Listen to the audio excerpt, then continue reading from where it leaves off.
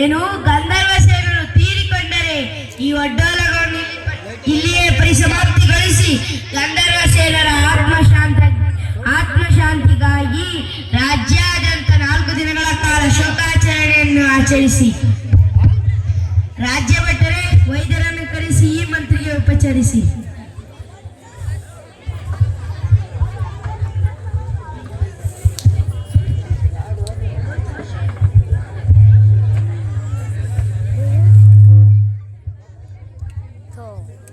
ರಾಣಿಯರೇ ರಾಣಿಯರೇ,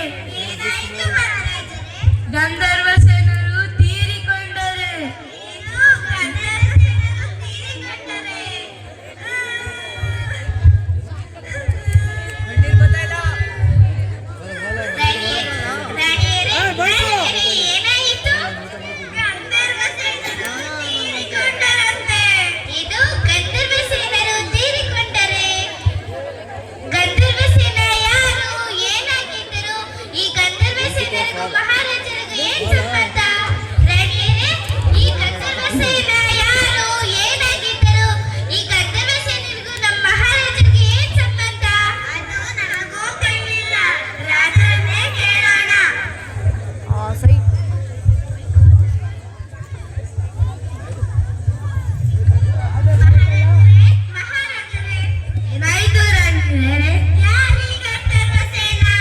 ಅಯ್ಯೋ, ನನಗೂ ತಿಳಿದಿಲ್ಲ. ಬನ್ನಿ ಮಂತ್ರಿಯನ್ನ ಕೇಳೋಣ.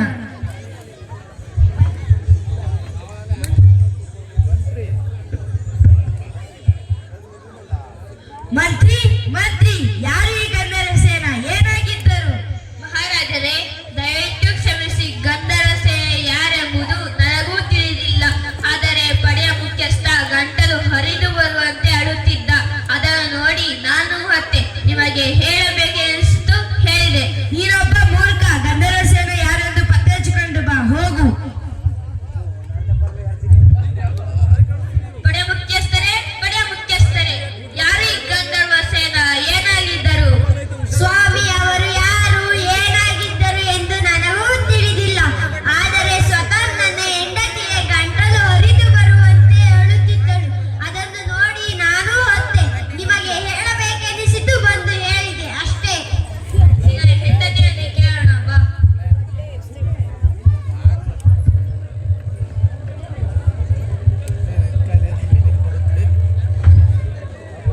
ಯಾರಮ್ಮ ಈ ಗಂಧರ್ವ ಸೇನೆ? ಏನಾಗಿದ್ದರು?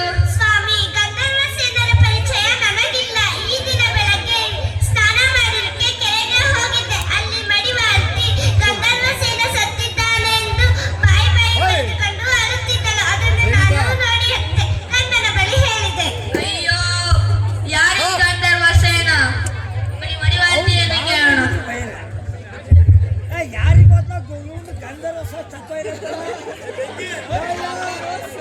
ಯಾಕೆ ಸತ್ತ?